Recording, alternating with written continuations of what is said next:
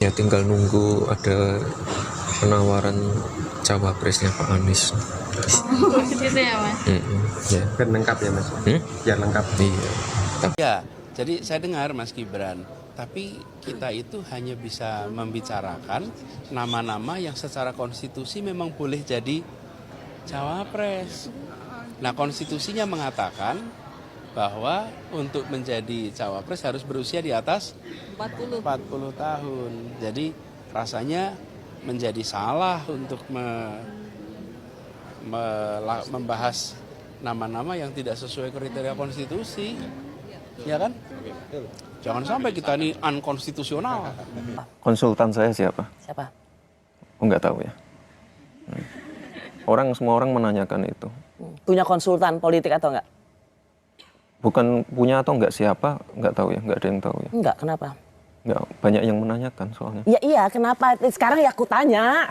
Ya karena cara komunikasi saya nggak seperti orang biasa. Jadi siapa? Ya rahasia, kalau nggak tahu Ya ya terus udah. kenapa lu nyuruh gue nanya? Kan dari dulu saya selalu katakan bahwa Mas ini ya, Mas Wapres ini kan dipakai sebagai tameng oleh ayahnya. Enggak, kalau saya pengangguran saya ngikut bapak saya terus, saya kan kerja. Hasilnya gimana? Hasilnya apakah mengangkat branding dia sebagai seorang anak muda yang wow, hebat, atau malah justru membuat dia semakin jatuh, terpuruk. Hasilnya kan semakin jatuh terpuruk. Dia tampak semakin, mohon maaf ya pakai istilah bodoh lah gitu ya. Dia tampak semakin tidak berkualitas gitu secara kognitif gitu kan. Semakin menjadi gitu. Kalau Anies memang sudah bikin ormas dan kemudian banyak jejaring yang dibangun, banyak anggota yang bergabung, bukan tidak mungkin jelang pemilu di 2029 Anies bisa mendeklarasikan ormas ini sebagai partai politik peserta pemilu. Anies tinggal mengumpulkan resource, tinggal mengumpulkan mesin-mesin politik, tinggal mengajukan bagaimana Anies itu dengan ormas barunya terdaftar sebagai partai politik di Kemenkumham dan kemudian mendaftarkan diri ke KPU sebagai salah satu peserta pemilu di 2029. Itulah yang saya sebutkan. Ini adalah bekal bagi Anies, sekalipun tiket untuk maju di Pilpres 2029. Kalau partai baru, embrio dari ormas yang dibuat oleh Anies ini establish, kemudian bisa ikut pemilu di 2029, ini adalah tiket yang mantap bagi Anies untuk bertanding dengan siapapun di Pilpres nantinya. Bisa bertanding melawan Prabowo, bisa bertanding melawan Gibran, bisa bertanding melawan AHY, bisa bertanding mungkin melawan Puan Maharani, atau siapapun nantinya yang bertanding di Pilpres. Artinya, dengan ormas baru ini yang kemudian bertransformasi jadi partai politik, syaratnya bisa ikut pemilu, Anies itu bisa menantang siapapun calon-calon presiden di masa yang akan datang. Karena dengan adanya putusan Mahkamah Konstitusi yang baru, bahwa partai politik yang bisa ikut pemilu, baik dia nggak lolos ke parlemen, atau baru ikut pemilu, atau mereka yang sudah lama lolos ke parlemen, boleh dia mencalonkan diri sebagai calon presiden. Mantap. Saya kira Anies kalau punya mimpi untuk menjadi pemimpin di Republik ini, merawat harapannya ingin jadi presiden di Republik ini, ormas saya kira menjadi pilihan rasional bagi Anies untuk mengukur bagaimana kekuatan politiknya. Ormas ini kemudian secara perlahan dijadikan partai politik kendaraan Anies untuk maju di Pilpres. Atau misalnya dengan ormas baru ini, Anies terus dijadikan sebagai tempat menunjukkan eksistensi dan kekuatan politiknya. Jejaring-jejaring politiknya terus dibina di mana-mana.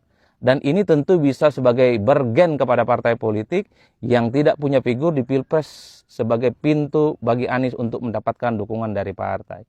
Jadi banyak sekali gunanya sebenarnya kalau Anies itu bikin ormas baru. Ini sebagai potret bagaimana Anies itu tidak berhenti dan tidak melulu dituduh sebagai orang yang sebenarnya hanya numpang keren dan numpang hebat melalui partai politik. Oleh karena itu, at the end misalnya, kalau Anies bisa bikin partai baru dengan ormasnya ini, maka orang akan melihat Anies itu seperti apa nantinya kalau ikut bertanding di Pilpres. Katanya banyak orang yang tidak suka dengan partai politik. Katanya banyak orang yang sangat alergi dengan partai politik. Bahkan kalau kita membaca survei-survei politik, termasuk survei yang sering kita lakukan di parameter politik, orang yang merasa dekat dengan partai politik tertentu, orang yang merasa menjadi bagian dari partai politik tertentu, itu kurang lebih jumlahnya hanya 20%. Artinya secara umum rakyat kita itu alergi dengan partai, alergi dengan calon-calon yang diusung oleh partai politik. Kalau dengan begini logikanya, itu ada sekitar 80% masyarakat yang tidak terlampau suka dengan partai politik. Ada ceruk pemilih yang saya kira masih besar. Bisa dikapitalisasi oleh Anies sebagai sosok yang betul-betul misalnya dia punya harapan dan kesempatan untuk menang di Pilpres yang akan datang. Inilah yang saya kira, sekalipun misalnya Ormas Anies ini baru, menjadi partai politik baru, peserta pemilu di 2009, orang kan tutup mata di Pilpres. Bukan seberapa banyak dia didukung oleh partai, bukan seberapa panjang dia diusung oleh partai politik, tapi publik melihat dalam kontestasi Pilpres itu adalah figur-figur yang bertanding. Nggak peduli partainya apa, tidak peduli warna ideologinya apa, tidak peduli bagaimana misalnya rekam jejak terkait dengan pembangunan partainya di masa lalu. Orang hanya melihat bagaimana sang calon yang bertanding nantinya di 2029 adalah mereka yang mampu meyakinkan, punya harapan, dan tentu punya penetrasi dan kaki-kaki politik yang cukup kuat di bawah. Itulah yang kemudian membuat kenapa belakangan ini desakan, saran, dan harapan supaya Anies segera membentuk ormas baru diletakkan dalam konteks bahwa Anies ini satu, konon disebut sebagai orang yang cukup potensial, jadi syarat untuk menjadi pemimpin nasional sudah terpenuhi, populer dan pintar, sekolahnya bagus, mantan rektor, dan kemudian adalah aktivis HMI, dan seterusnya dan seterusnya. Anies dinilai punya kekuatan, punya popularitas dan elektabilitas tinggi. Kalau betul ini adanya, sayang kalau kemudian tidak diakomodir oleh Anies melalui satu organisasi, satu ormas baru yang nantinya bisa menjadi partai politik sebagai kendaraan Anies untuk bertanding di Pilpres yang masa yang akan datang. Saya makanya kalau ditanya, mau nggak ikut kabinet? Saya nggak jawab. Karena belum ada. Iya. Sekarang coba bayangin, saya jawab, saya mau atau saya nggak mau. Lah, yang menang akan bilang, emang nawarin? Malu ya. Oh iya sih. Siapa yang nawarin? Bener lagi. Siapa yang nawarin? GR betul. Mantul, banyak yang bilang Abah ini cerdas ya. Tapi saya bingung, Abah dipanggil Abah tuh gara-gara apa sih? Abah. Gara-gara apa ya? Apa ya? Memang anak-anak saya panggilnya Abah. Abah ya. Saya baru tahu kemarin dipanggil Abah. Jadi, kok dipanggil Abah? Terus anak-anak tuh pada manggilnya Abah.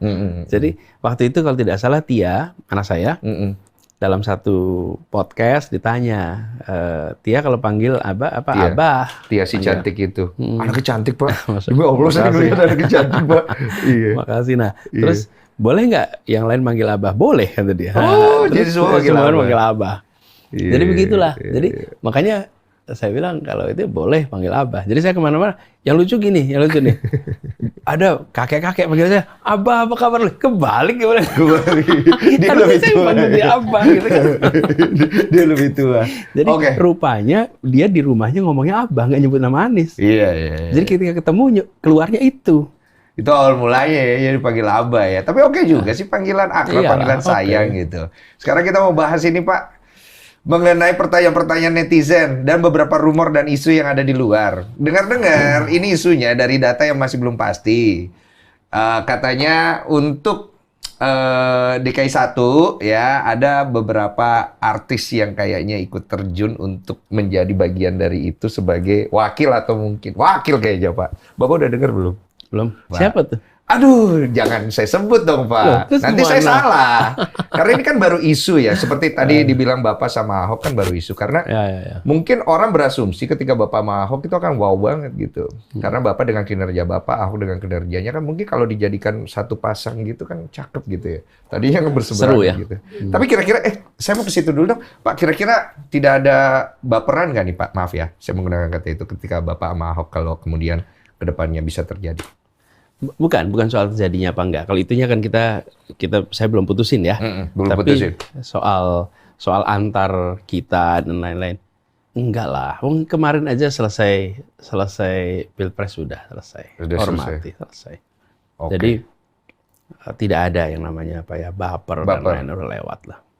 Iya. Kita ini udah dewasa. Dan penting banget kalau misalnya kita bawa nih sebenarnya visi misi negara ini kemana.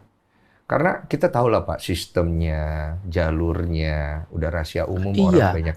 Dan gini, kita semua itu pengen mudah dapat pekerjaan. Iya. kemudian biaya hidupnya murah, Masuk akal lah, pendidikan bisa sampai tuntas, Yes. kesehatan terjamin, Yes. rumah milik sendiri dan tenang. Iya. Kan itu yang dibutuhin semua. Sesederhana itu tuh. Sederhana itu. Nah, untuk itu bisa terjadi, maka pengambilan keputusan harus benar. Halo teman-teman, berjumpa bersama saya di Politik Yangi. Kalau kita melihat bagaimana Gibran selalu dikritik, selalu diserang oleh rakyatnya sendiri ya. Ini lantaran pencalonannya sebagai wakil presiden kala itu yang dianggap merusak konstitusi ya. Bagaimana MK mengubah syarat pencalonannya ya sebagai wakil presiden karena ada pamannya di sana teman. Inilah yang membuat rakyat sampai detik ini tuh marah. Jokowi yang seharusnya pensiun dengan tenang, dengan baik ya.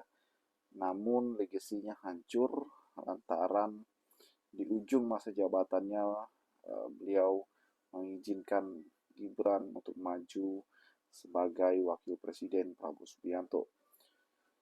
Dan hal tersebutlah yang membuat rakyat geram, marah sampai detik ini ya. Bagaimana sesuatu hal yang sudah terjadi ya mungkin tidak bisa diubah, namun yang bisa dilakukan adalah mengkritik. Dan apapun dilakukan Gibran selama ini ya tentu salah terus di mata masyarakat, teman-teman. Berbeda dengan Anies Baswedan yang menjadi gubernur Jakarta hingga hari ini selalu dikagumi, selalu dicintai. Bagaimana menurut kalian?